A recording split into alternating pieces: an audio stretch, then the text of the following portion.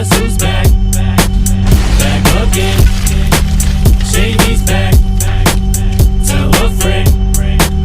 Guess who's back? Guess who's back? Welcome back to Clash with Barndo. Today I've got a short video. I'm not going to make it a big 20-minute video to do with our grand final playoff with Aussie WootWoot. This was for MLCW. For those of you who don't know what MLCW is, it's at Minor League Clan Wars. And it was a new inception with the game that came about with the in-game friendly wars. And MLCW was designed at these smaller clans being able to make it into the wars, into the organised structures and things like this. And Aussie WootWoot was one of those clans that just went for the 10v10 Town Hall 9 option. And they did well all through the season. It's created an Aussie alliance, and we sort of spearheaded that from Aussie Addicts. So they did have some of our players in the grand final as well, and we took them out of our own lineup. So really, really fun war. Now, there was a lot of issues through MLCW Season 1, but that's to be expected. League wars, they're new. Nothing's going to be smack on perfect the first time. And even with all this, the issues and things that happened out through the first season, it was fucking good fun. Now, I'm going to use the old F-bomb, and the reason being is, even with all of the dramas aside, we had a lot of clans come in with some big rosters, some small rosters, and everyone had to kind of agree. Season 2 is going to see a lot of changes, and you'll see there's 3 breakdowns. I'll put those breakdowns on the screen. So it's going to be Kings, Queens and Wardens League. It's going to be designed at still having smaller clans able to make these organised wars, but then it's going to have the big boys on the 2, 5, 18 breakdown up top. So Aussie Addicts, we're lucky enough to be accepted into CWL Lite. So we will be going to that Season 2. It doesn't mean we don't respect what happened at CW Miners League. I'm really proud of how it went. I'm still an admin in the Miners League going forward, and I do think that you're going to have room for both these leagues because there's a little bit less rules in the Miners League. More rules will come into Season 2 to stop a lot more of these ring-in problems, but it's a little bit more laid back. At the same time, you've still got people that want to get out there and get used to these wars, and this is the way to do it. League wars have absolutely brought so much life to the game. They're changing the way it's happening. They're making it so people are allying up with other clans. People are getting rid of these shitty engineered bases, and people want to get out there with big Town Hall 9s and 10s and smash each other up. So it's created rivalries, and it's created alliances where Aussie Addicts, we've allied up with 3 other Australian clans. I've mentioned that before, our Aussie Clans Alliance, the ACA, and obviously now WootWoot and Addicts are a part of that. So you see here, Dave's hit with Carnage. This is Dave, one of our co-leaders. He's managed to get number 1 as a fresh hit, and it was a walk Govar hose. So I'm only going to show 4 attacks in this war, all fresh hits. You see there, Carnage smashed that up. That was about 2.5 minutes. So it was a pretty quick raid. We'll have now at Meowington's, and this was Sir David Jr. We did have 3 6-packs on each side. Barndo 82, that was my Town Hall 9, got 1. Sir David Jr. and Carnage both hit 6-packs.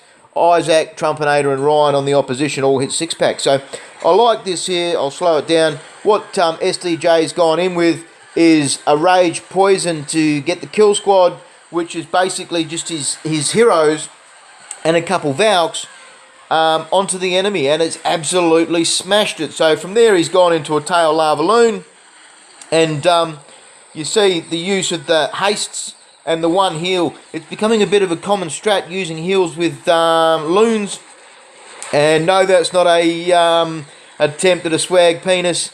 It was just an unfortunate drop on his 3rd spell there. We did actually have a bit of a setup with WootWoot that we agreed earlier at the start of the war. If we got to a perfect war each side, it would work on whoever had the fastest average attacks. So we were definitely going for maximum speed at the same time. Season 2 of MLCW, there's going to be slightly different rules, but there is going to be a factor in because the bottom league, the Kings League, has 11 Town Hall 9s, 4 Town Hall 8s, there's going to be perfect wars. So we need to consider this. The game changes, all these rules, and we need to make sure that we keep it fresh and we don't have a confusion or what happens at the end if we have 2 drawn teams. So that was a great raid from SDJ, 6-pack for you. I'm going to go into an attack versus Isaac, and this was the Menace. He's 18-18. He has got a level 30 queen as well. So we did match the base weights for this war. It was just the heroes were slightly lopsided. Not lopsided. We had 17 different heroes, 17 levels. We managed to get the base weights perfect though. So you see here with Menace, he started with the lightnings down on those bottoms. That's just soften those up. Now, as a bit of a talk point, he could have used one more lightning and gotten rid of both those air defences. But at the same time, sometimes it's nice to have one air defence there because it tethers your hounds to target into those air defences. So what's going to happen now is he's got 3 hounds to kill 1 air defence. Because those air defences, Queen and CC, were all bunched up together, he was always going to get those as a minimum kill. And now he's got his hounds tethered to one spot. So that means all of the loons that are going to work through the base are going to actually track through and have tanks in front of them. So this was a brilliant strat. I wasn't there when he planned it out, but he's absolutely picked it straight. Rather than going for the greedy lightning strat, he's managed to make sure he keeps his hounds out there. He did hold on to that 3rd hound till the end there just to run it as a tank in front of loons. So what will happen is the loons will bunch up. Still got his queen. She's down the bottom pew-pewing away. And you see now the loons will start stacking up. There's one wizard tower there.